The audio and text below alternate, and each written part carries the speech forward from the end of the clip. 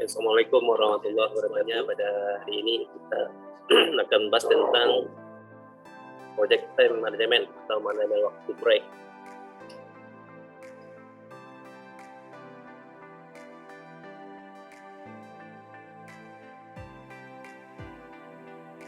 Untuk project time management ini kemarin berada pada scope project yang ke-6, itu project time management dari 13 knowledge atau 9 knowledge kemarin.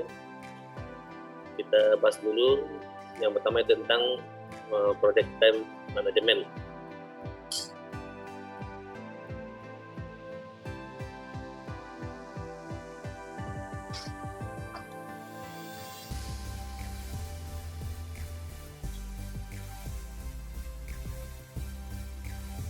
Nah, pada project time management ini yang akan kita bahas yang pertama itu bagaimana cara kita menentukan activity definisinya atau menentukan kegiatan-kegiatan apa saja yang akan kita hitung. Kemudian kita activity sequence-nya itu nanti menentukan keterkaitan pekerjaannya. Kemudian yang ketiga itu nanti kita menghitung activity durasi estimatingnya atau menghitung durasi pekerjaannya. Kemudian schedule development, nah, nanti kita susun schedule penjadwalannya. Kemudian yang terakhir kita lakukan schedule control. Schedule control ini kita gunakan nanti di lapangan nantinya untuk mengontrol proyek kita, apakah proyek kita itu telat atau cepat nantinya di lapangan. Nah, adapun planning proses untuk proses ini, yang pertama kita menentukan dulu scope planningnya. Dari scope planning ini kita tentukan scope definisinya, apa-apa aja item-item pekerjaan yang akan kita laksanakan nantinya. Kemudian dari scope definisi ini nanti kita turunkan lagi activity definisinya, kita hitung durasinya di sini. Kemudian untuk biayanya kita hitung juga resource planningnya, berarti menghitung untuk rencana biaya untuk sumber dayanya, materialnya berapa, bahannya, kemudian alat-alatnya apa aja nanti berapa biayanya. Kemudian dari waktu activity di sini nanti kita hitung activity sequencing-nya, berarti antara keterkaitan pekerjaannya kemana nanti kita tentukan nanti urutan pekerjaannya. Kemudian dari sini nanti dari definisi dan biaya ini nanti kita hitung activity durasi estimatingnya. Jadi intinya di sini kita nanti menghitung berapa hari waktu pelaksanaan pekerjaan tersebut. Kemudian dari cost planning nanti kita hitung juga cost estimate-nya. Jadi kita hitung di sini berapa biaya untuk rencana anggaran biayanya di sini nanti kita hitung. Kemudian dari activity sequencing dan activity durasi estimating ini nanti baru kita susun nanti schedule development-nya, jadi pengembangan schedule-nya. Jadi nanti bisa menggunakan SPM atau PDM. Nanti kita susun waktu pelaksanaannya nanti. Kemudian dari sini, dari cost estimating, kemudian dari schedule development ini nanti kita hitung cost budgeting-nya. Berarti berapa budget sesungguhnya untuk biaya pelaksanaannya nanti di lapangan. Nah, dari semua ini nanti dari scope nanti kita hitung juga risk management. Jadi di sini nanti kita hitung juga risiko-risiko apa aja nanti yang terjadi di lapangan.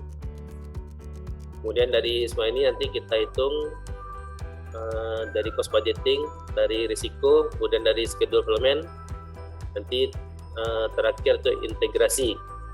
Jadi di sini lakukan nanti project plan development.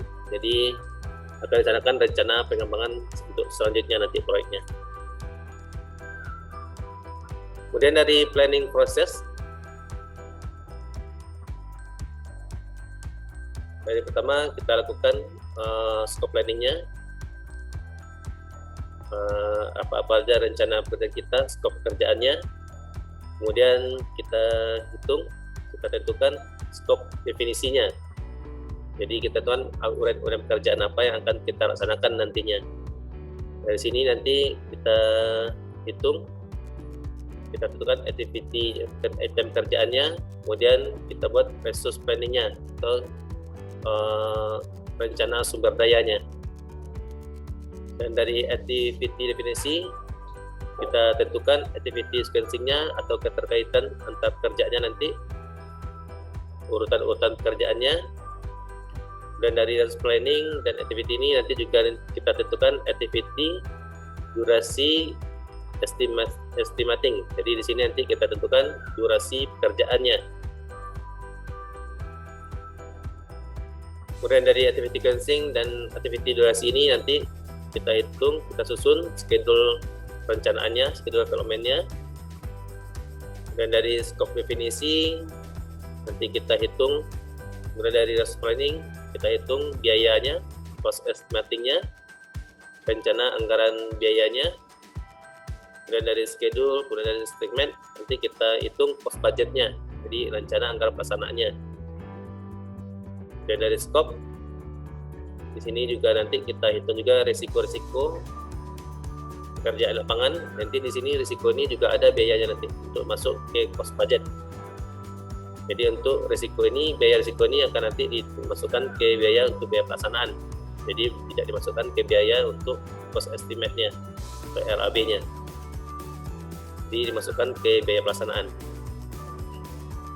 Dan dari cost budget nanti dari risk management plan, nah nanti lakukan project plan-nya, dibuat nanti project perencanaan proyeknya.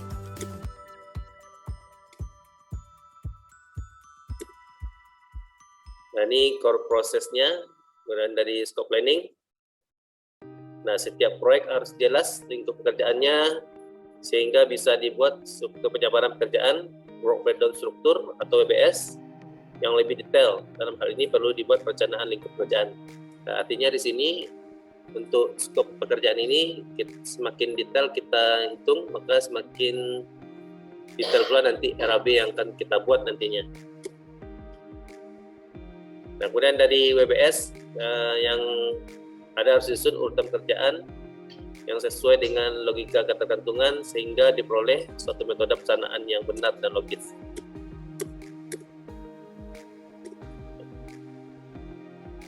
Oke, ini kita lihat dari scope planning ini, nanti kita susun scope definisinya.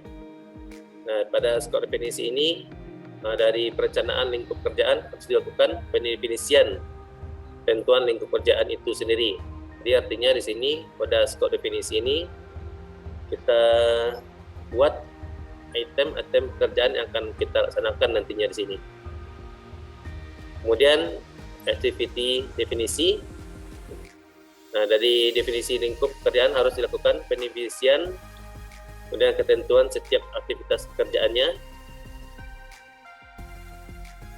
Kemudian pada activity sequencing, nah di sini kemudian terakhir itu activity durasi. Nah, sini nanti kita akan melakukan perhitungan untuk durasi pelaksanaannya nanti.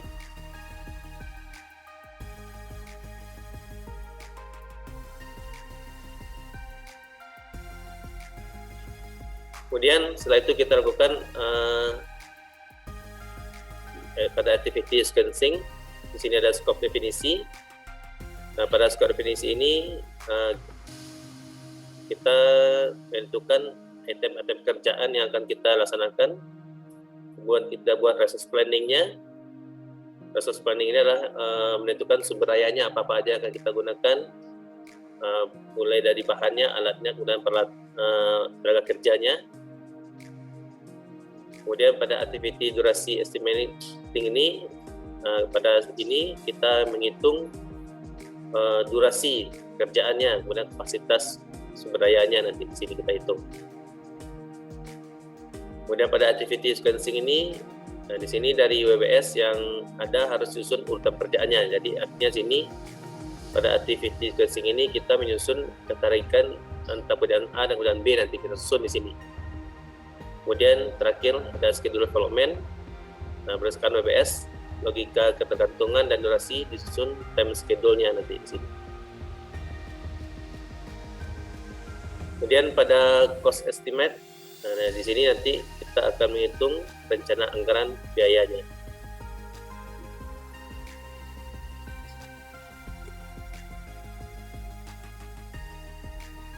Kemudian dari schedule development, dari cost estimating, nanti kita hitung berapa biaya pelaksanaannya nanti, cost budgetingnya. Jadi berdasarkan time schedule, rencana estimasi biaya pelaksanaan, maka disusun untuk biaya pelaksanaannya. Di berapa biaya pelaksanaan yang paling optimal nanti di lapangan. Kemudian terakhir kita buat project plan-nya. Nah, ini diharapkan nanti diperoleh project plan yang paling optimal ditinjau dari segi waktu, mutu, dan biayanya.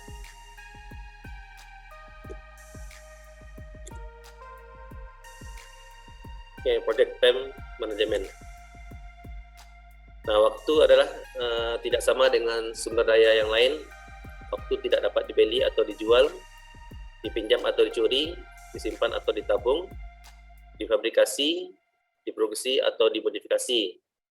Tidak semua dapat membuatnya berguna, meskipun kita menggunakan atau tidak, namun dia akan tetap berlalu.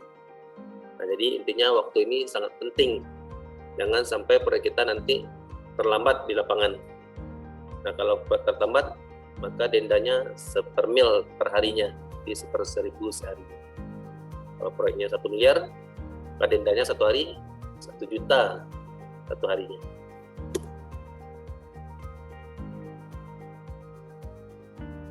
Kemudian project time management ada 5 item. Pertama, activity definisi, kemudian kita buat keterkaitannya, activity sequencing, kemudian kita hitung durasinya, kemudian buat schedule-nya, kemudian kita lakukan schedule control.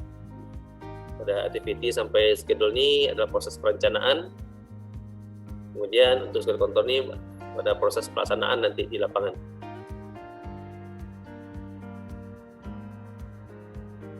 Nah, untuk activity definisi, yang pertama data input yang kita perlukan, yaitu pertama kita buat WBS-nya, work order strukturnya, kemudian kita tentukan scope statement-nya, kemudian historical informasi, dan constraint-nya, kemudian asumsi-asumsi nantinya.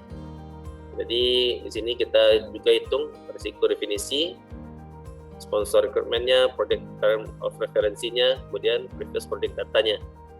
Kemudian tools dan teknik yang gunakan nanti ada dekomposisi, templates. Jadi nanti di sini macam-macam tool alatnya, nanti bisa menggunakan project, macam-macam nanti alatnya. Kemudian outputnya nanti di sini ada activity list, kemudian supporting detail, kemudian nanti keluar WBS-nya. Ini kita lihat contoh work order struktur. Ini WBS ini adalah suatu bagaimana kita nanti merincikan item-item kerjaan kita di lapangan nantinya. Jadi misalnya di sini ada pekerjaan beton K300. Nah, apa aja rinciannya? Pertama itu ada pembesian, kemudian ada backcasting, kemudian pemasangan besi, kemudian pemasangan backcasting, kemudian pengecoran beton, kemudian perawatan betonnya. Nah, jadi pemberian tersebut tidak terikat oleh item pembayaran tercantum dalam BOQ, tetapi terkait pada penyusunan metode kerja dan logika ketergantungannya. Jadi misalnya dari kalau di BOQ nanti di RAB biasanya yang keluar itu nanti cuman biaya pembesian, biaya backcasting, kemudian cor betonnya kan. Tapi kalau kita di pesanaan di RAP-nya, nah ini harus kita rincikan lagi nanti untuk pelaksanaan lapangan. Jadi biaya fabrikasinya, kemudian fabrikasi backcastingnya, pemasangan besinya, pemasangan backcasting, kemudian pengecoran, kemudian perawatan beton. Kalau di RAB rencana biaya perawatan beton ini nggak ada di biayanya nih. Ini keluar biayanya cuman waktu di pelaksanaan nanti biayanya. Kemudian project scope, ini adalah lingkup proyek. Nanti kita buatkan WBS-nya, jadi uraian pekerjaannya apa aja yang kita laksanakan. Kemudian nanti kita susun logika kegantungannya, nanti bisa menggunakan CPM atau PDM, banyak lagi metodenya. Kemudian kita hitung waktu yang diperlukan. Kemudian kita tentukan lintasan kritisnya. Jadi kalau lintasan kritisnya adalah item-item pekerjaan yang tidak boleh terlambat. Jadi durasi slotnya atau total keterlambatannya 0 nanti. Kemudian kita tentukan identifikasi slot, waktu senggangnya.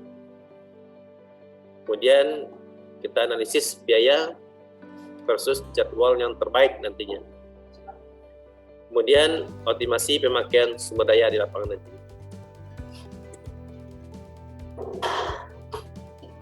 Kemudian activity sequencing. Nah, ini activity sequencing ini bagaimana kita menyusun nanti berkaitan item-item pekerjaan kita nanti. Di sini banyak sekali metodenya. Bisa pertama data inputnya. Pertama kita buatkan activity list. Kemudian produk deskripsinya. Kemudian mandatory atau perintah dependensinya. Kemudian discretionary-nya, external dependent, kemudian constraint-nya atau kendalanya nanti, kemudian asumsi-asumsi. Nah, nanti kita dari data input ini nanti kita buatkan PDM-nya atau present diagram method, atau banyak lagi metodenya. Ada metode arrow diagram, ada lagi metode network template. Kemudian outputnya nanti dikeluarkan nanti project network diagramnya, kemudian activity list update-nya. Nah, kalau adik nanti bisa miss project, biasanya kita tinggal input lagi, tinggal nanti otomatis dia keluar nanti network diagramnya. Sebenarnya di miss project itu udah lengkap semua, dari schedule-nya, network diagramnya, kemudian biayanya, kemudian penilaian biaya udah ada semua di miss project. Oke, ini manualnya nih. Kalau aplikasi nanti bisa menggunakan miss project nanti. Jadi kita harus tahu dulu logika manualnya. Kalau miss project kita tinggal input data, semua grafiknya keluar. Kalau ini gimana manualnya miss project ngitung. Jadi ini cara ngitungnya miss project. Jadi sini ada network logic diagram, drawing menggunakan precedent diagram method. Nah, ini logika nanti yang gunakan nanti oleh miss project nantinya. Ini ada pekerjaan start, ada pekerjaan A. Ini ada sequencing-nya, keterkaitan antara pekerjaan A-nya, dan terakhir finish. Nah, pada miss project itu nanti ada activity sequencing. Pertama itu kita input datanya ada finish to start. Artinya pekerjaan A selesai, lanjut ke pekerjaan B. Di finish to start ini, the from activity must finish before the two activity and task and activity can start. FS is default logic on PM software. Jadi artinya di sini activity A selesai, lanjut ke activity B. Nah, ini data-data nanti kita input ke miss project nanti FS. Kemudian nanti ada data inputnya SS, start to start. Start to startnya artinya activity A dimulai, activity B juga mulai, berarti sama-sama mulai dia. Jadi misalnya misalnya sama-sama mulai. Macam ini nanti kalau di lapangan nanti ketemu dia sama-sama mulai. Kemudian finish to finish. Jadi artinya nanti finish to finish ini kerjaan A selesai, kerjaan B juga selesai, jadi sama-sama selesai dia. Kemudian ada lagi inputnya nanti start to finish. Jadi pekerjaan A baru mulai, kerjaan B sudah selesai.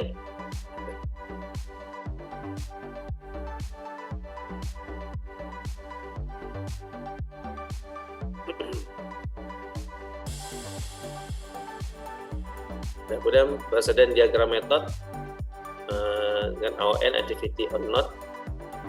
Nah, ini kita lihat di sini activity name-nya, kemudian ada durasinya, kemudian di atasnya adalah last finish,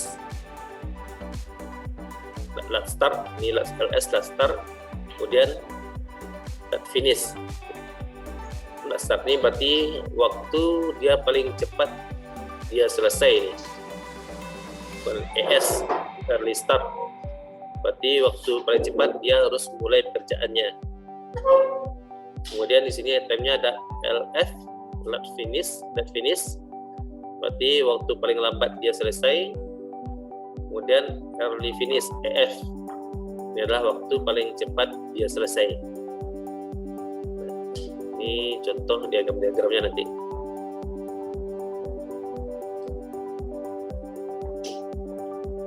Reward logic diagram, drawing the arrow diagram method. Nah, ini metode dari arrow diagram. Kita lihat di sini dia ada start, kemudian ada di sini ada nama kegiatannya, kegiatan A, kegiatan B, kegiatan C, kemudian sampai dengan finish. Ini ada activity on arrow nih metodenya. Kalau Miss Project dia metodenya dengan PDM nya.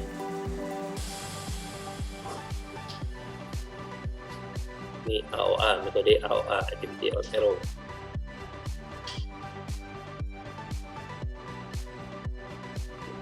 Nah, kalau metode AOA ini, activity on arrow ini, nah ini kejadian awal event I, kemudian ini kejadian akhir atau event J, atasnya adalah nama kegiatannya. Nah, kalau dia activity-nya kayak gini, A, B, berarti artinya di sini kegiatan B dimulai setelah kegiatan A selesai. Nah, ini metode AOA, activity on arrow. Kalau gini artinya kegiatan B dan C dimulai setelah pekerjaan A selesai. Kalau ini artinya pekerjaan C dan D dimulai setelah pekerjaan A, B, pekerjaan A dan pekerjaan B selesai.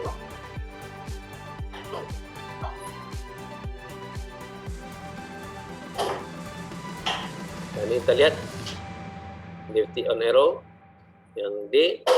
Ini artinya pekerjaan D ini kita mulai setelah pekerjaan A, pekerjaan B ini, pekerjaan C ini selesai kita laksanakan. Nah, kemudian ada istilahnya sini dummy. Nah, dummy ini apa nih? Nah, artinya di sini kegiatan A dan B harus selesai sebelum C dan D. Artinya sini kegiatan A dan B harus selesai sebelum C dapat dimulai, sedangkan D dapat dimulai segera setelah B selesai. Ini ada keterkaitannya, seperti garis bantunya dummy nanti. Jadi artinya di sini pekerjaan C ini dimulai setelah A dan B selesai, tapi ada juga kegiatan D yang sedang bekerja setelah B selesai.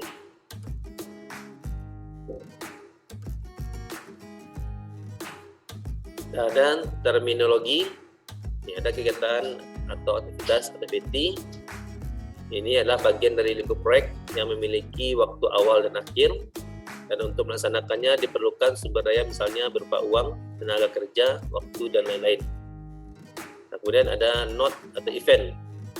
Nah, ini satu titik peristiwa di mana semua kegiatan terdahulu atau predecesornya atau preceding activity-nya telah diselesaikan, dan semua kegiatan berikutnya atau successornya atau succeeding activity-nya dapat dimulai.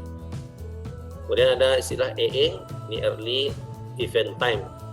Nah, ini adalah waktu paling dini peristiwa dapat terjadi, atau bila dilihat dari mulainya suatu kegiatan, maka ini berarti waktu paling dini suatu kegiatan berasal dari node tersebut dapat dimulai. Seperti early event time. Kemudian nanti ada istilah LA, late event time, berarti adalah waktu paling akhir peristiwa boleh terjadi. Nah, ini berarti waktu paling akhir bagi kegiatan yang do not boleh diselesaikan. Kemudian ada istilah ES atau early start time. Ya, ini adalah waktu paling dini. Jadi artinya bila waktu kegiatan nyatakan atau berlangsung dalam jam, maka ini jam awal kegiatan dapat dimulai. Jadi artinya ES ini adalah waktu paling awal pekerjaan itu harus kita mulai laksanakan. Kemudian ada EF, early finish time. Berarti artinya sini EF ini adalah waktu paling akhir pekerjaan itu harus selesai. Kemudian ada istilah LS, last start time. Nah, ini adalah waktu paling akhir kegiatan boleh dimulai. paling lambat kerja itu harus segera dimulai pada akhirnya. Kemudian LF, late finish time, inilah waktu paling akhir kerja itu harus selesai. Jadi kalau nggak boleh lagi terlambat, late finish. Kemudian I dia not terdahulu, presesornya. Kemudian J, dia adalah not berikutnya atau suksesornya atau succeedingnya. Dan D adalah kurun waktunya atau durasinya. Nah, ini ada aturan-aturan dalam perhitungan activity and error. Aturan pertama, kecuali kegiatan awal, maka suatu kegiatan baru dapat dimulai bila kegiatan terdahulu prosesornya sudah selesai. Kemudian aturan kedua, waktu selesai paling awal, EF, suatu kegiatan sama dengan waktu mulai paling awal ditambah kurun waktunya. Kita berarti rumus EF ini, early finish ini berarti early finish berarti waktu paling lambat dia harus mulai kan. Rumusnya itu early start ditambah dengan durasi. Kemudian aturan 3 untuk menghitung LS, late start berarti waktu paling cepat, waktu paling lambat dia harus mulai. Rumusnya late finish dikurangi dengan durasi. Dan aturan 4 float. Float ini adalah waktu senggang atau waktu yang tersedia untuk menunda suatu kegiatan tanpa memperlambat penyelesaian proyek. Berarti tidak waktu senggang nih. Kalau nilai F-nya 0, berarti itu adalah lintasan kritis. Berarti nggak ada lagi waktu senggangnya. Nah, untuk rumus float ini, waktu senggang ini adalah late start, LS, dikurang early start, atau sama dengan juga LF dikurang dengan EF. Nah, ini nilainya kalau F-nya floatnya 0, berarti ini adalah lintasan kritis. Berarti tidak ada lagi waktu senggangnya.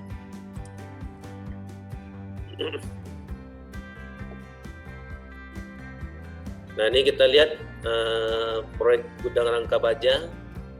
Ini kegiatannya. Oke.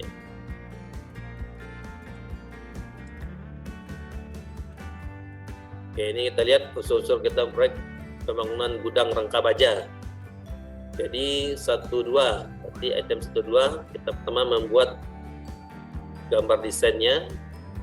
Kemudian 2-3, ini kita membeli material. Kemudian 2-4, kita siapkan lahannya. Berarti antara membeli sama menyiapkan lahan sama-sama kerja dia nih. Kemudian 3-5, kita fabrikasi tiangnya. Kemudian 4-5, kita buat fondasinya. Seperti di sini juga sama-sama bekerja di sini. Kemudian 5-6, mendirikan bangunannya. Nah, oke, ini item kerjaannya.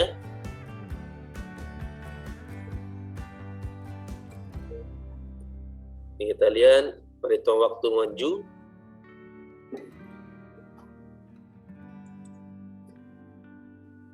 Nah, bagaimana cara menghitung waktu penyelesaian proyeknya, berapa hari pekerjaannya?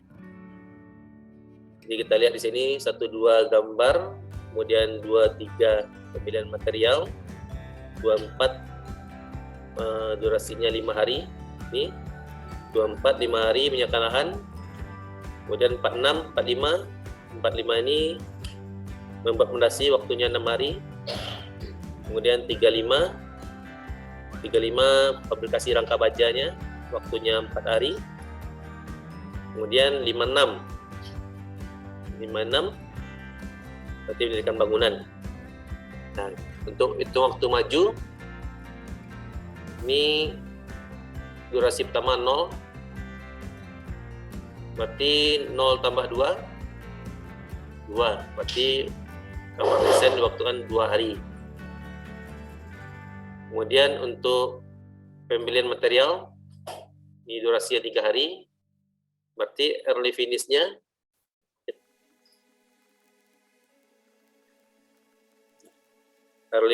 berarti 2 ditambah 3 kan? 2 tambah 3 berarti 5 hari. Oke. Kemudian 24 berarti 2 ditambah 5 Jadi sama dengan 7 dia. Kemudian 35 lagi. 35 berarti di sini ada 2, 3, 5 tadi kan? Di sini 2 tambah 3, 5. 5 tambah 4 berarti 9. Ini. Berarti 45. Berarti 2 tambah 5 7. 7 tambah 6 13. Berarti 45 waktu EF-nya, early finish-nya 13. Kemudian terakhir 56 lagi. 56 di sini berapa tadi? 9. Di sini ada 13. Kita ambil yang terbesar. Kalau maju yang terbesarnya. Berarti 13 tambah 3. Berarti 16. Di sini ada 2 tadi kan? 2, 3, 4, tambah 2, 3, 5, 5, 4, ada 9 sini kan? Ini 2, 5, 6. 13. Berarti ada 2 angka di sini dia. Ada 9, ada 13. Kita ambil terbesar. 13 tambah 3 berarti 16. Berarti waktu durasinya kita butuhkan 16 hari. 16 hari waktu pelaksanaannya. Nah, ini IS-nya, early start-nya. Kemudian ini IF-nya, early finish-nya.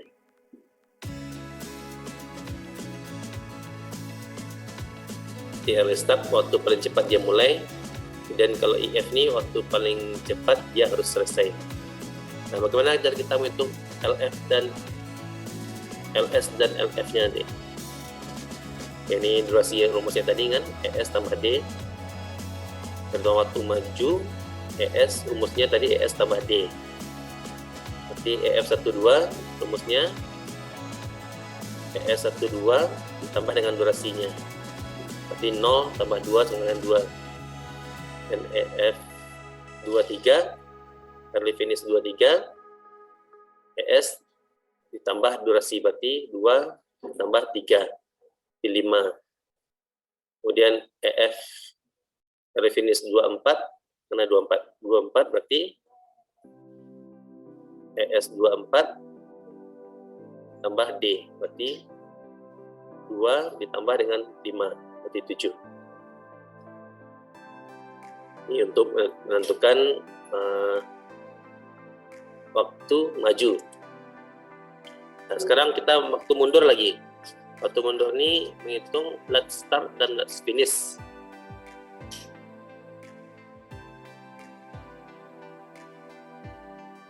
Oke. LS 56. 56 berarti terakhir 16 ya. Kalau bingung kita lihat di sini aja. Nah, ini dia, kita lihat. Nah, kalau waktu maju 0 tambah 2 2 kan? 2 tambah 3 5. 5 tambah 4 9.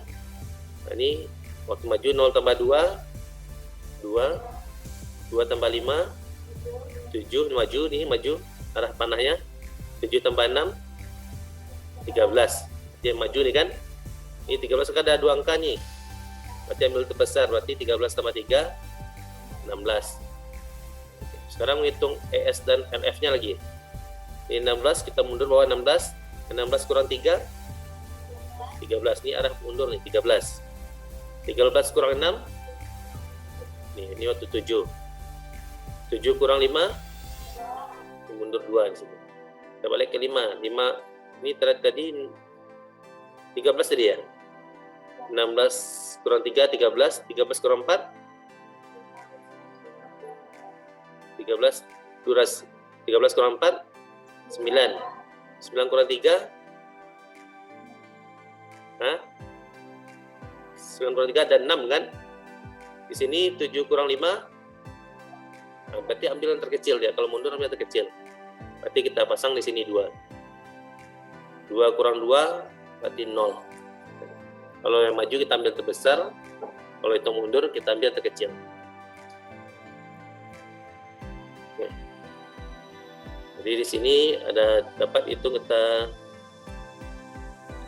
berarti dari bawah 16. LF-nya 16. kemudian early startnya 13. Nih. Berarti kalau untuk item 56, lat finishnya 16, kemudian lat startnya paling lambat dia mulai hari ke-13, itu artinya. Kemudian untuk pondasi 45 ya, 45. Berarti waktu paling lat startnya, waktu paling cepat dia mulai hari ke-7, kemudian waktu paling lambat dia selesai hari ke-13 nih, berarti 7 sama 13. Kemudian fabrikasi 35 ya, 35. Berarti paling lat startnya paling lambat dia mulai hari ke-9. Kemudian paling lambat dia harus selesai hari ke-13, berarti 9 sama 13. Kemudian item 24 paling lambat dia lat startnya paling lambat dia mulai hari ke-2, kemudian paling lambat dia selesai lat finishnya hari ke-7, berarti 27. Kemudian 23, berarti 23 ini paling cepat dia mulai hari ke-2. Ini 6 ya. Oh ya, kita ada 9 kurang 3 tadi ya. Startnya 9 kurang 6. Berarti paling lambat dia selesai hari ke-9, 6 sama 9. Ini 02. Oke, bagaimana nanti kita menentukan lintasan kritisnya lagi? Waktu lintasan kritis, berarti caranya tadi rumusnya lat finish 16 kurang 16, ya kan? Ini bisa juga nih, LS kurang ES, atau berarti ini kita lihat F35 float 35, float 35 mana 35 ini kan, item 35 ini floatnya, rumusnya lat finish dikurangin dengan ES. Berarti lat finishnya berapa tadi itu? 35, lat finishnya, LS-nya, lat startnya, lat finishnya 13 ya. 13 dikurangi ES. 13 berapa nih? Float berarti 9 kurang 5, float 35, float 35 ini ya kan, sama dengan rumusnya LS 35 dikurangi S 35, berarti 9 kurang 5, 9 kurang 5 berarti nilainya 4. Kemudian float 23 berarti LS 23, ES 23 berapa?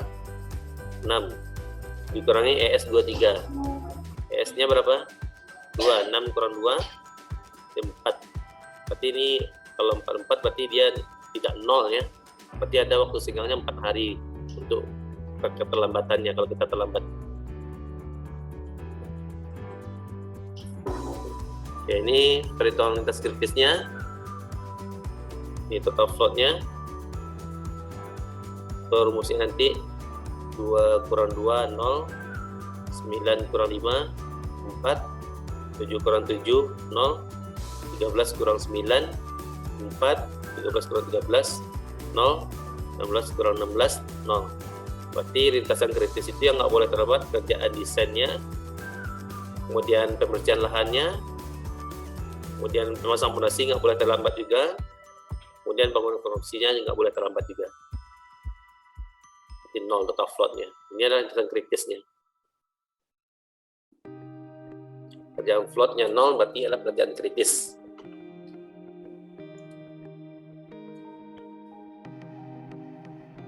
Kemudian bar Gantt chart. Ini bar Gantt chart ini metode untuk schedule juga, kemudian menggunakan kurva S biasanya. bergancat. Ini ada activity-nya, ada kegiatan A-nya, kegiatan B, kegiatan C, kegiatan D, kemudian E. Kemudian di bawahnya ada durasinya atau time-nya.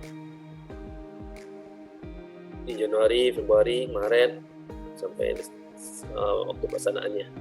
Kalau lebih detailnya per minggu, lebih detail ya. Atau bahkan schedule-nya per hari, ada juga per hari.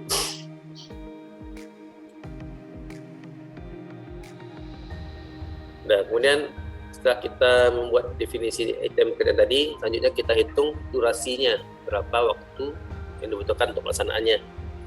Jadi data input kita inputkan nanti, data yang kita butuhkan nanti activity list-nya, kemudian keterkaitannya, constraint-nya, kemudian asumsi-asumsi di lapangan, kemudian resource requirement, kemudian resource capability, kemudian historical informasi.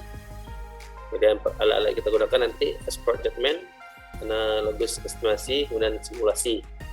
Nah, hasilnya nanti adalah activity durasinya, berapa hari waktu yang dibutuhkan nanti.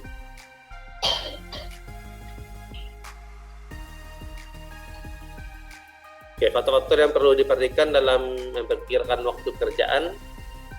Yang pertama itu bebas dari waktu pelaksanaan, kegiatan sebelum dan sesudahnya. Lihat di sini mengecor beton jangan dikaitkan dengan keterlambatan pengadaan semen. Jadi artinya sini waktu itu adalah waktu yang fix untuk kita ngecor nanti semuanya. Kemudian yang kedua, faktor yang harus kita perhatikan juga, sumber daya tidak terbatas. Jadi dalam ukuran normal efisiensi memungkinkan perusahaan paralel belakangan di evaluasi. Artinya sini sumber daya yang kita perhitung itu sudah tersedia. Artinya di sini.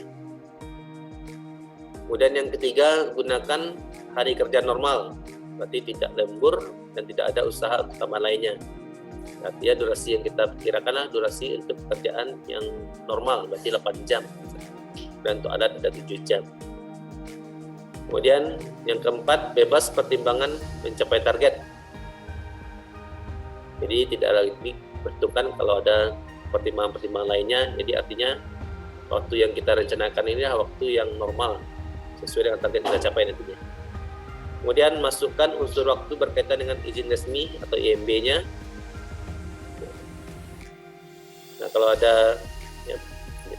Kemudian masukkan unsur waktu berkaitan dengan iklim yang umumnya sudah bisa diprediksi diterka, seperti kerja tanah di lapangan terbuka di musim hujan dan di musim salju.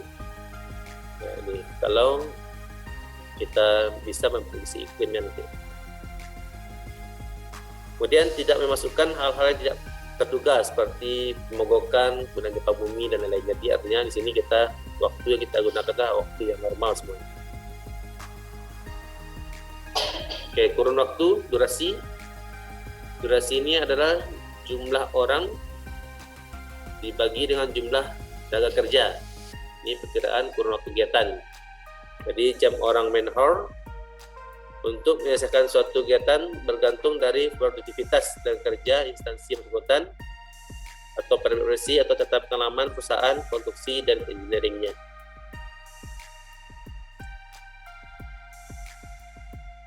Kemudian durasi ini adalah rumusnya input dibagi dengan outputnya.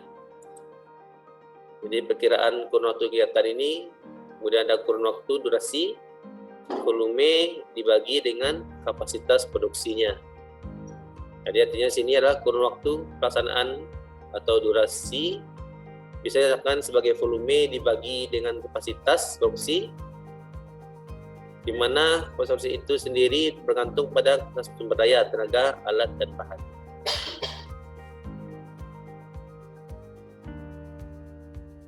Kemudian perkiraan kurun waktu kegiatan. Nah, kurun waktu durasi, volume dibagi dengan kapasitas produksinya. Nah, di sini ada faktor-faktor yang mempengaruhi kualitas produksi. Yang pertama itu ada kualitas alatnya. Jadi kualitas alat ini produksi alat itu sendiri. Jadi berapa kapasitas alat itu beda-beda kan, macam-macam ya. Ada yang cepat, yang lambat, ada yang besar, ada yang kecil. Kemudian metode yang dipilih. Jadi bagaimana metodenya, metode penggaliannya bagaimana. Jadi itu sangat tergantung lagi dengan kapasitas produksi kita nantinya. Kemudian kondisi lingkungan teman kerjanya, atau teman kerja itu jalannya berat atau tanahnya lembek atau tanahnya keras, itu sangat pengaruh nanti terhadap alat kita nanti. Kemudian jumlah tenaga kerja. Nah, ini jumlah tenaga kerja ini jumlah tenaga kerja yang terlibat dalam kerjaan. Kemudian skill, keterampilan. Nah, ini juga sangat pengaruh nanti. Apakah pekerjaan itu pekerjaannya cepat atau lambat, atau pekerjaannya ahli atau tidak ahli nanti. Kemudian kondisi lingkungan teman yang kerja, ini juga pengaruh. Antara gedung 1 lantai sama gedung 3 lantai itu sangat pengaruh lagi kondisi lingkungan kerjanya. Kemudian material.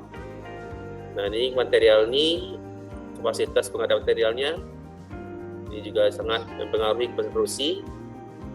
Jangan-jangan nanti prosesnya lambat atau cepat, kadang-kadang materialnya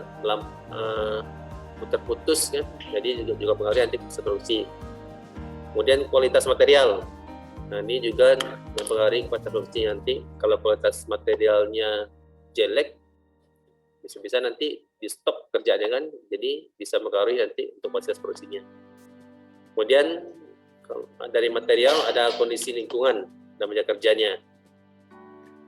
Nah, misalnya kalau mengangkut materialnya yang kalau gedung tinggi, kita butuh lagi untuk alat kren kan, mengangkutnya ke atas.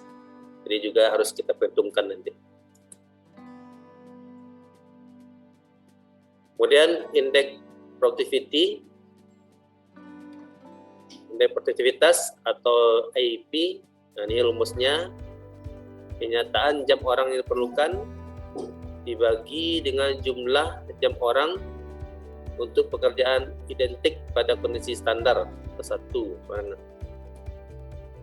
Nah, ini artinya adalah angka perbandingan rasio antara kenyataan jumlah jam orang atau manpower yang diperlukan untuk menyelesaikan pekerjaan konstruksi tertentu di lapangan terhadap jam orang yang diperlukan untuk menyelesaikan pekerjaan identik dengan kondisi standar. Nah, ini penting untuk memperkirakan jumlah kerja dan keperluannya.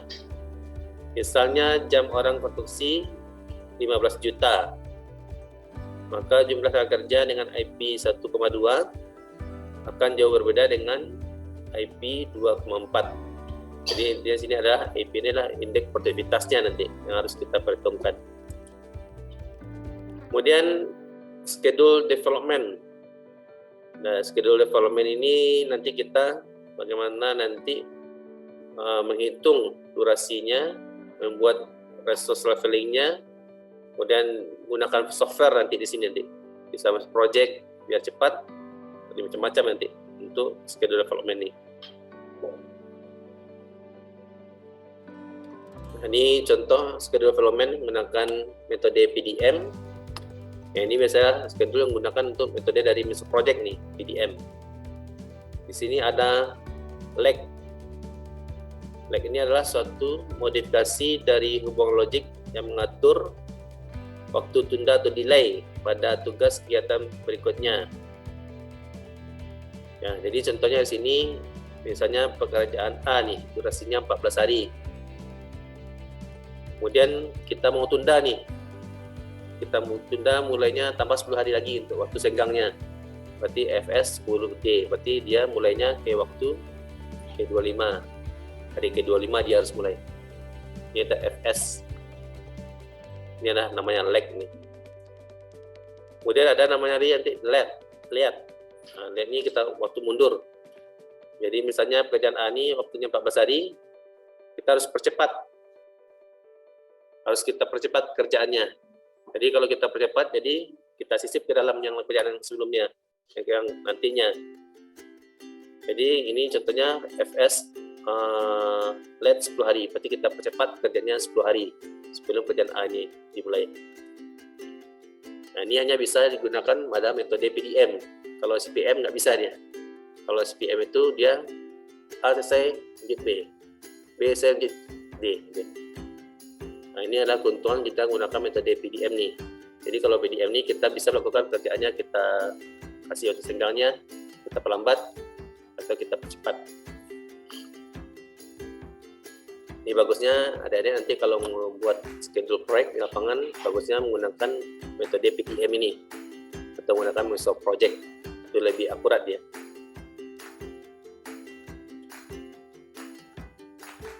Kemudian schedule development, ini resource leveling.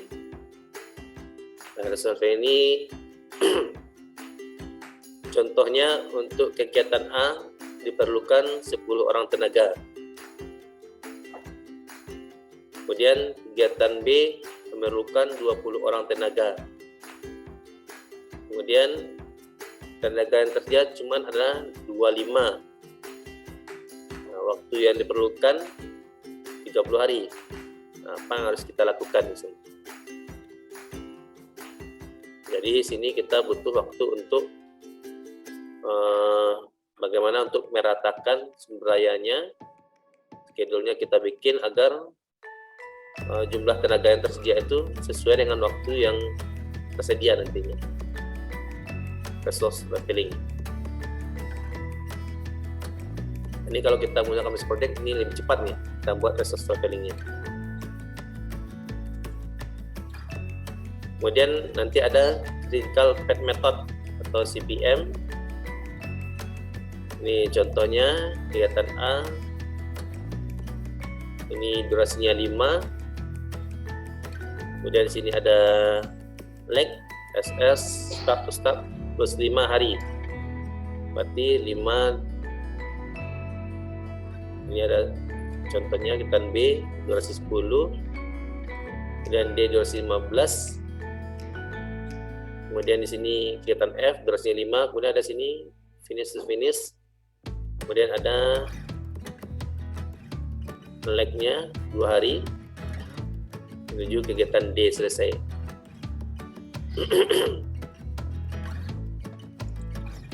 Oke, bagaimana cara kita menghitungnya?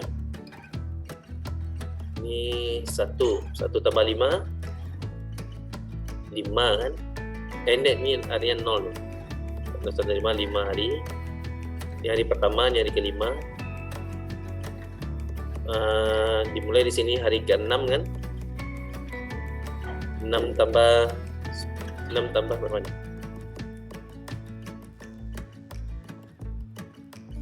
6 ke 15 berarti hari plus 10 hari berapa nih? 6, 7, 8, 9, 10, 11, 12, 13, 14, 15. Dia hari ke-6. Hari ke-6, 7, 8, 9, 10, 11, 12, 13, 14, 15. Hari ke-15, 10 hari ini kan. Hari ke-6, hari ke-15. Hari ke-6-nya hari pertama, dia mulai, ini performance project ini. Tambah dia 10 hari, berarti sampai hari ke-15 dia kan, kerjaannya. Kemudian di sini ada 5 nih. Hari ke-5, terus SS tambah 5, berarti 5 tambah 5 dia kan 10. Berarti hari ke-11 dia mulai. Kemudian durasinya 8 hari. Hari ke-11 tambah 8, berarti sampai hari ke-18 pekerjaan C ini. Nah, di sini ada 2 masuk nih. Hari 15 masuk sama hari ke-18. Yang mana ambil? Ambil yang terbesar kan? Berarti kegiatan E ini mulai ke hari ke-19. Hari 19 tambah 2 hari, ke-19 hari 20, berarti 2 hari kan. Biasanya tanggal 20. Mulai tanggal 19 selesai tanggal 20. Oke, kita lihat yang bawahnya lagi. Ini hari ke-5. Kemudian dimulainya hari 5, ini hari ke-6 lagi kan. Hari ke-6 tambah 15 hari. Berarti dia mulai hari sampai 6 sampai tanggal 20 dia kan. 20. Ini pindah ke sini sampai tanggal 21. 21 tambah 5 hari. Berarti hari sampai tanggal 25 dia kerja. Nah, di sini 25. Oke. Di sini 20. Kalau maju ambil mana dia yang terbesar ya. 25 tambah 2 berapa? Ini FF ya. FF ini finish to finish. Berarti kalau finish to finish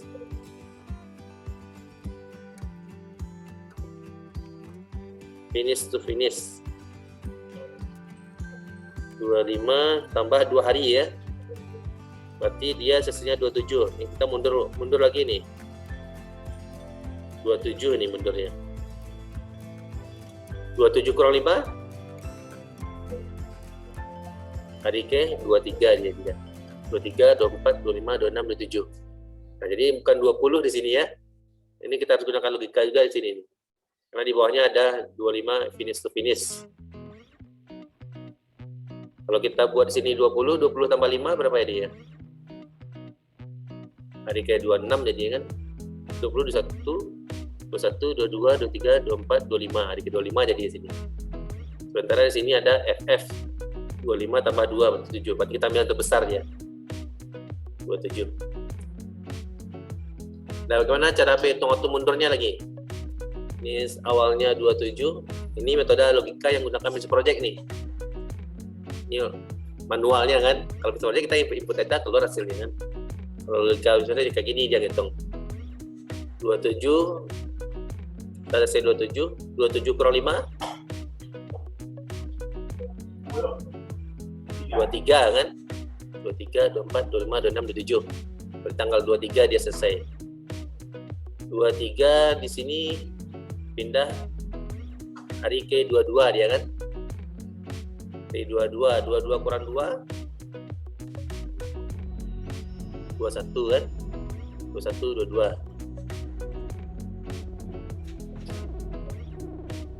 Dari mana? 20 ke 23. Kalau yang ke atas katakan kita ambil yang terbesar. Jadi di sini ada 25, ini ada F nih. 25 tambah 2, berarti kan 27 nih. 27 kurang 5, 23. Nah, itu. Kalau kita ambil mundur di sini kalau kita buat nih 21 tambah 5, 21, 22, 23, 24, 25. Berarti 25 di sini kan. Nah, ketemu dia akan ambil yang terbesar. Kalau yang nanti kita ambil yang FF nih. 25 tambah 2, 27, nanti kita mundurin lagi dia.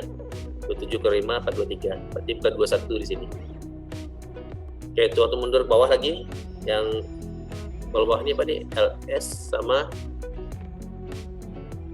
LF ya. LS sama LF kan. Yang bawah nih. Berarti 27 kurang 5, 23. Ini masuk hari ke 22.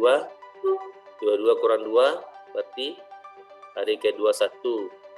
Ini pindah sini hari ke 20. 20 kurang 8 hari ke 13. Oke, ini hari ke 21 pindah ke sini hari ke 20. 20 kurang 10 berarti hari ke 11. Nah, ini ada 3 masuk nih. Sekarang ini lagi. Nah, ini kenapa 25 nih? Kenapa enggak 27 di sini? Karena ada LF tadi kan. Berarti 27 kita kurangi 2 dengan 25. 25 kurang 5 21. Ini gini 20. 20 kurang 15 ke 6. Berarti dia ada 6, ada 11, ada 13. Ambil yang mana? Ambil yang terkecil kan? Berarti yang 6. 6 berarti hari ke-5. 5 kurang 5 itu 0. Nah, gimana lintasan kritisnya? Lintasan kritis gimana rumusnya? 27 kurang 27 0. 23 kurang 23 0. Ini 22 kurang 20 2. 21 kurang 19 2. Ini 20 kurang 14 2. 13 kurang 11 2. Ini 20 kurang 15 5. 11 kurang 6 5. Ini waktu senggangnya semua nih ya. Ada yang mati yang ini 25 kurang 25 0. 21 kurang 1 0. 20 kurang 20 0. 6 kurang 6 0. 5 kurang 5 0. 1 kurang 0. Berarti lintasan kritisnya ada yang merah nih. Berarti yang total floatnya yang 0 ya. Berarti waktu senggangnya 0. Berarti ini lintasan kritis. Berarti kegiatan A, kegiatan D, kegiatan F sama G ini nggak boleh terlambat. Kalau terlambat 1 hari jadi 28 nanti. Nah, ini harus kita kontrol nih yang terlambat nih. Yang kritis ini yang harus kita kontrol di lapangan nanti.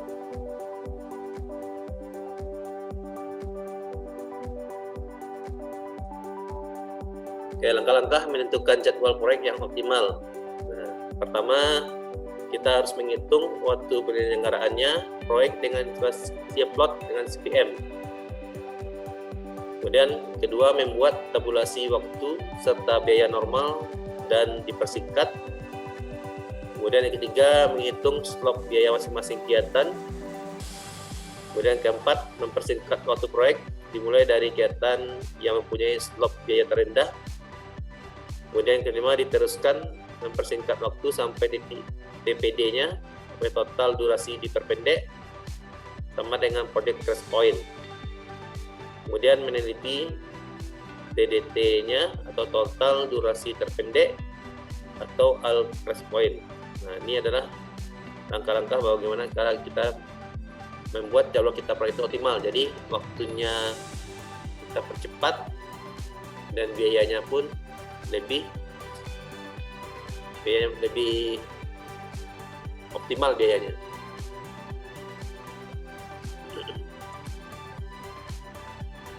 Nah, ini contohnya membuat tabulasi waktu serta biaya normal dan dipersingkat proyeknya.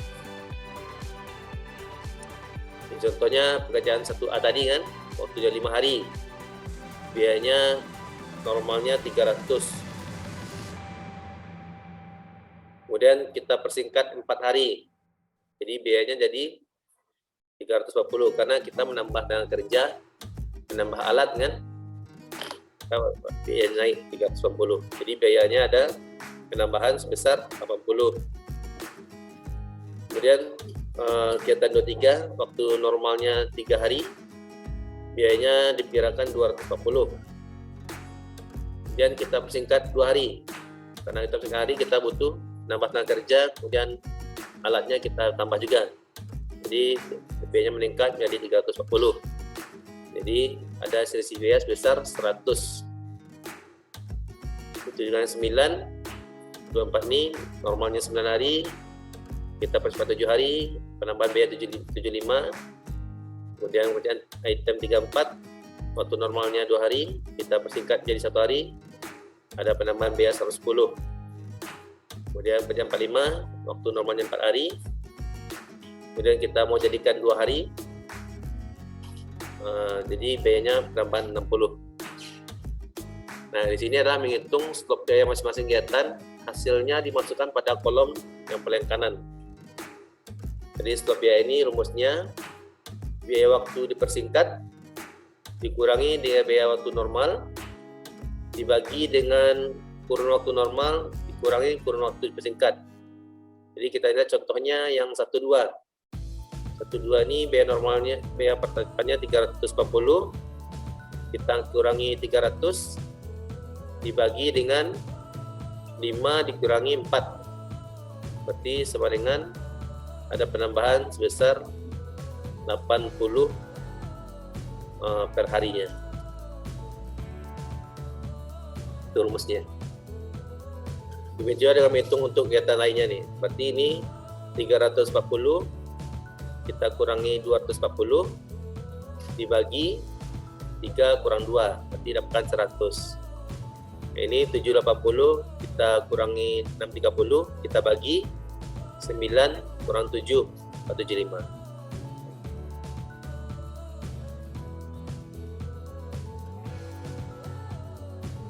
Oke, mempersingkat waktu proyek. Nah, kegiatan yang juga posisi normal 45 dipersingkat 2 hari, 24 kita persingkat 2 hari, 12 kita persingkat 1 hari, 23 1 hari juga, dan 34 1 hari. Nah, waktu harinya, waktu proyek hari, posisi normalnya 18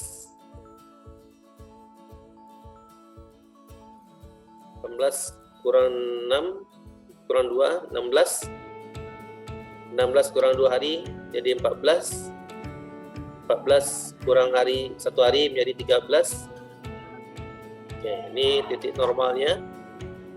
Lihat sini titik normalnya, pekerjaannya ada 18 hari. Kemudian pekerjaan 45 ini jadi 16 hari.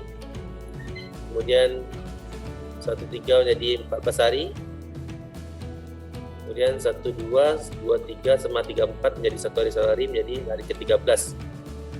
Berarti ini adalah total crash point-nya, kemudian ini total request point. Nah, ini adalah biaya proyeknya. Jadi biaya per normalnya 15, kita percepat 16, tambah lagi 14 hari 17, kemudian kita percepat lagi 13 1.400, kemudian percepat lagi 1.900, kemudian 2010.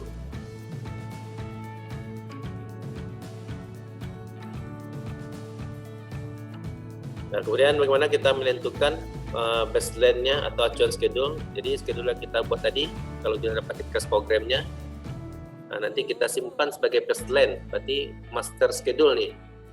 Jadi kita simpan sebagai acuan kita untuk mengontrol nanti di lapangan nantinya. Jadi kalau kita sudah buat schedule-nya dengan mantap, dengan baik, nah, nanti kita simpan baseline. Kalau di bus project itu ada save baseline namanya. Jadi kita save baseline di bus project. Nah, nanti pelaksanaan baru kita buatkan schedule real-nya berapa, telat atau cepat kerja kita. Jadi intinya kini untuk baseline ini memenuhi target dates, completion date, milestone date, kemudian technical review-nya, kemudian cara kita buat design engineering, construction method-nya, procurement-nya, subkontrak, dan work space, kemudian optimasi sumber daya dan biaya, kemudian in-depth assessment. Nah, nanti akhirnya sini nanti kita coba nanti dengan Mesh Project nanti bagaimana jika kita membuat schedule yang baik dan kita save baseline. Nah, setelah kita buat save baseline, master schedule, nah nanti di lapangan kita lakukan schedule control namanya. Jadi kita buat schedule real. Kita buat di lapangan schedule real sesuai yang terlaksana di lapangan. Misalnya pekerjaan keramik, di schedule-nya kita rencanakan 5 hari misalnya. Ternyata di lapangan CC-nya cuma 3 hari. Nanti kita buat schedule real. Schedule realnya kita buat. Nanti kita bandingkan untuk sebagai kontrol kita di lapangan nanti. Nah, dari schedule kontrol ini, nah nanti kita bandingkan dengan jawab baseline. Jadi artinya antara schedule pelaksanaan nanti kita bandingkan dengan schedule master schedule kita awal tadi yang kita sudah simpan tadi. Nah, jadi gunanya adalah penanggalan jadwal ini gunanya adalah bagaimana kita proses kita memantau, kemudian melaporkan nanti waktu rapat-rapat mingguan, rapat bulanan, kemudian bagaimana nanti kita bisa menganalisa dan mengoreksi semua langkah yang dapat mengakibatkan kerapatan proyek. Jadi artinya nanti dari pengenalan proyek ini, schedule kontrol ini berguna nanti bagaimana kita bisa mengatur jadwal kita. Kalau telat, harus kita lakukan apa tindakan kita, lakukan percepatan. Kalau proyeknya terlalu cepat, bagaimana? Bagaimana dengan cost-nya? Itu harus kita, apakah cost-nya meningkat atau masih normal, itu harus kita kontrol nanti.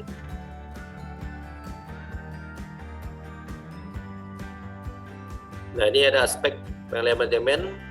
Pertama, plan the future, tinggal implikasinya, kemudian kontrol konsultannya, kemudian kontrol project activity-nya, kemudian performance appraisal-nya, kemudian implementasinya. Nah, ini harus kita memahami dan kita harus terapkan tuntutan untuk pengenalan proyek. Nah, harus kita kendalikan jadwalnya. Kemudian appraisal of schedule control capability.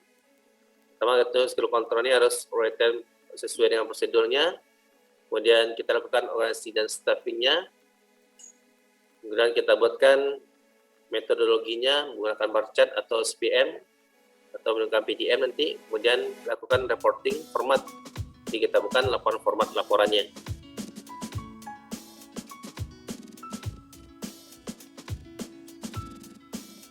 Nah, kemudian jadwal tersebut harus kita tinjau ulang secara periodik, mungkin setiap sekali seminggu kita kontrol. Jadi secara formal melakukan pengecekan kemajuan sistem proyeknya, yaitu membandingkan antara aktual dan perkiraan dengan baseline. Jadi artinya setiap minggu harus kita kontrol schedule kita.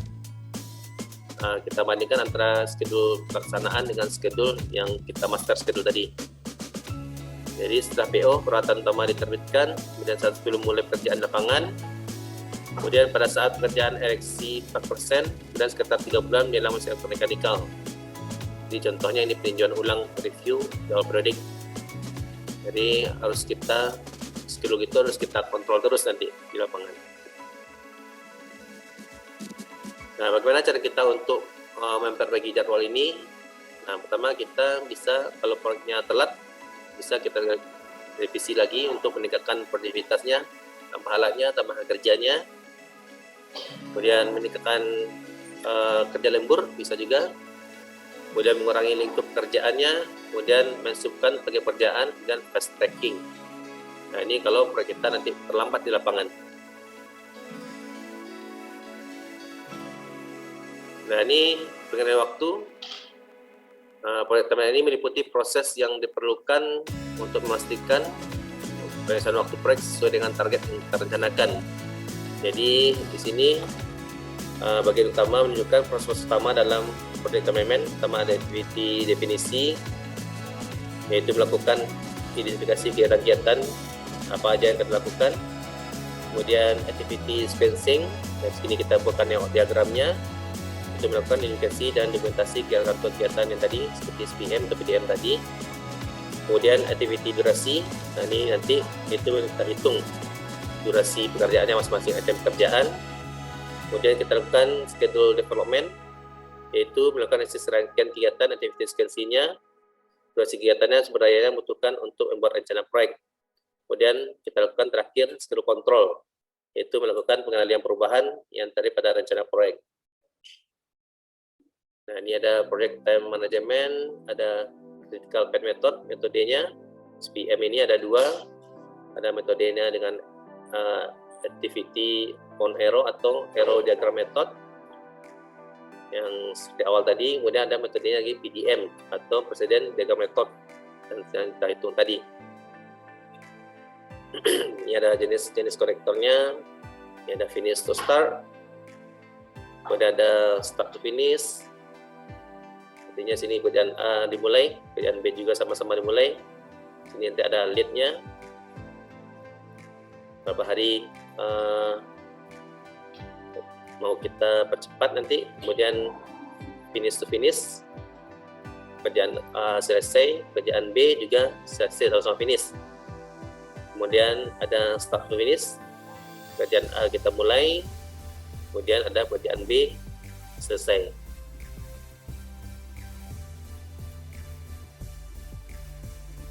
Dan ini contoh membangun jadwal pelaksanaan dengan network. Ini pekerjaan A 4 hari, pekerjaan B 7 hari, C 2 hari, D 6 hari, E 9 hari, F 1 hari, G 2 hari. Nah, ini kita lihat di sini B mempunyai float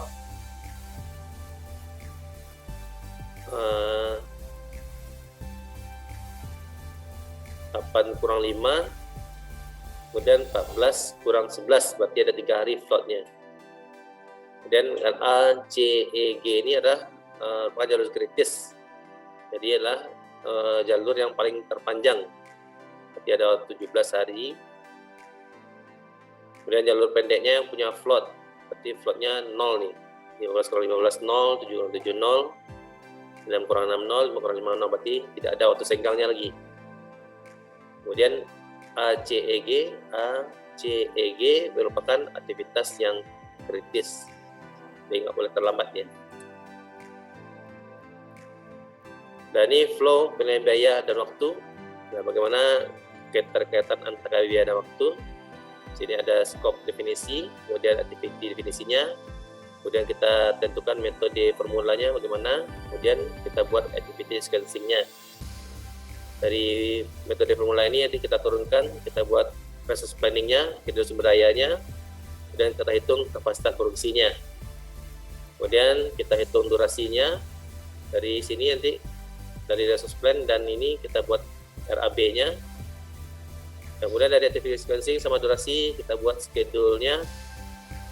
Kemudian lanjut kita buatkan efisien dan efektif. Kemudian kita bukan resource schedule-nya, berarti resource untuk sumber dayanya, schedule sumber daya alat, schedule tenaga kerja, kemudian schedule bahannya nanti kita buat di sini. Ini adalah waktu pelaksanaan. Jadi waktu pelaksanaan kita buat progress record, ada laporan mingguannya, laporan bulanan, kemudian kita lakukan evaluasi, bagaimana kapasitasnya, kemudian sumber daya kemana, kemudian durasinya, kemudian kita kalau ada permasalahan kita lakukan revisi, mungkin kita revisi metodenya, kita revisi kapasitas produksinya, kemudian sumber dayanya, dan terakhir nanti kita revisi schedule-nya nanti. Nah, ini ada flow penilaian waktu. Di sini ada master schedule yang kita simpan atau baseline-nya nanti. Kalau ada perubahan scope, nah nanti kita lakukan revisi schedule. Kemudian ini harus persetujuan oleh owner dan konsultannya nanti. Kalau ada perubahan pada master schedule-nya. Nah, sekarang ini nanti ada perubahan metode pelaksanaan. Kalau ada nanti ada perubahan keterkaitan kerjaannya, kemudian perubahan nanti sumber dayanya. Nah, nanti kita harus lapor juga perubahan kapasitas produksinya nanti. Kemudian lakukan juga perubahan durasinya. Ini macam-macam nanti. Ini kita lihat nih rencananya. Kemudian kita realisasinya rupanya terlambat. Nah, ini harus kita lakukan revisi lagi schedule-nya. Kita melakukan percepatan. Kemudian nih schedule-nya rencananya awalnya cepat nih. Kemudian awalnya cepat, kemudian pertengahan dia terlambat lagi. Nah, kemudian kita lakukan kalau ada penambahan pekerjaan, mungkin dia adendum penambahan waktu dia. Kalau ada item pekerjaan yang ditambah,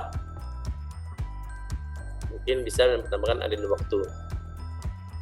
Kemudian ini ada rencananya, kemudian kita realisasi, kemudian di pertengahan terlambat ya. Kemudian kita revisi, lakukan percepatan. Nah, ini revisinya tetap tidak ada penambahan waktu.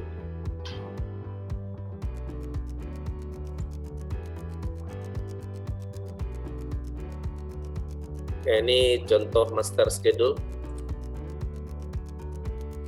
Ini yang hijau ini master schedule.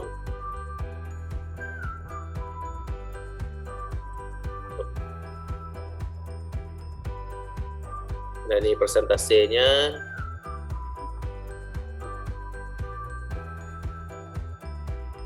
Dan ini schedule pelaksanaannya. Nanti kita bandingkan nanti di lapangan apakah proyek kita itu masih sesuai dengan schedule yang kita rencanakan nanti.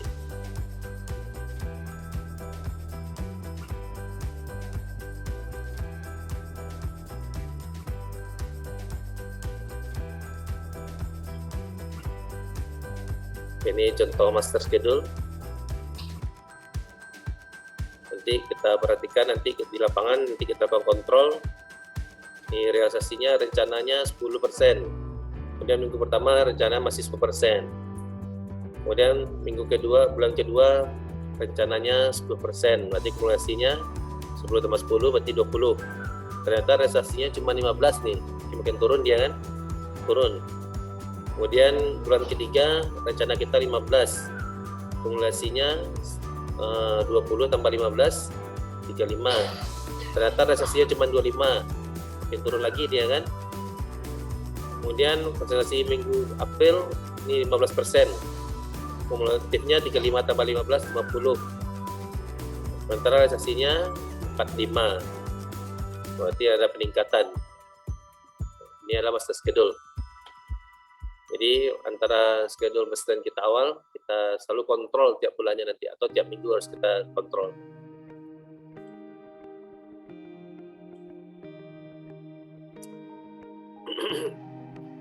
Nah, ini pekerjaan kalian master schedule.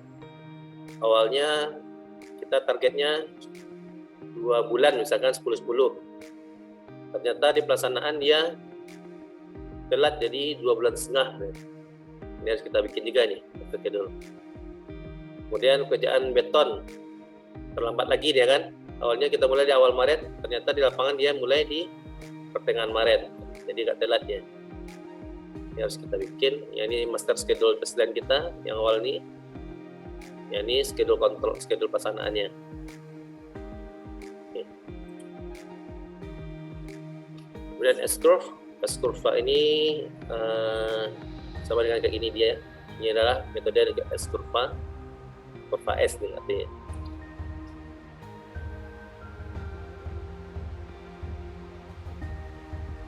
Nah, basic S kurva ini adalah PV berbandingan dengan IF atau BCWS dengan BCP.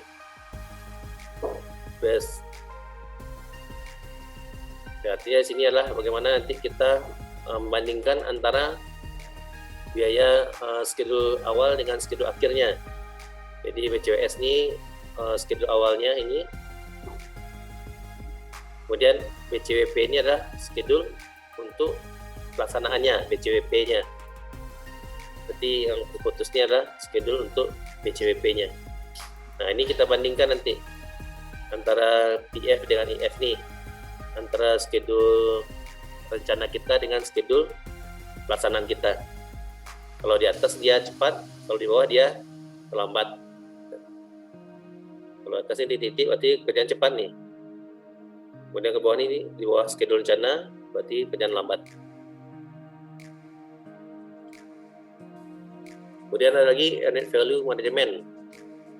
Nah, ini semuanya sudah ada di project ini. Bagaimana nanti kita membuat cost control kita nanti, keuangan kita nanti dengan MISO project. Nah, istilahnya nanti ada BCWS, kemudian BCWP, kemudian actual cost, AC, dan ACWP-nya.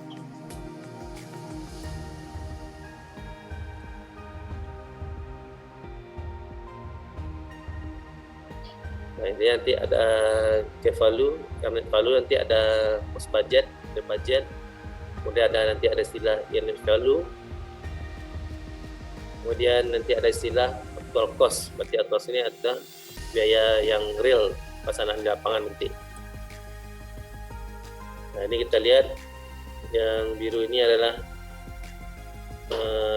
BCWS-nya, schedule-nya. Nah, ini kita bandingkan nanti antara aktual cost-nya dengan rencana cost biayanya nanti. Kalau dia di bawah, nanti kita lihat berapa perbandingan biayanya nanti. Aktual cost-nya berapa selisihnya, total cost-nya. Apakah biaya itu sesuai dengan schedule yang kita buat. Oke, terima kasih. Assalamualaikum warahmatullahi wabarakatuh.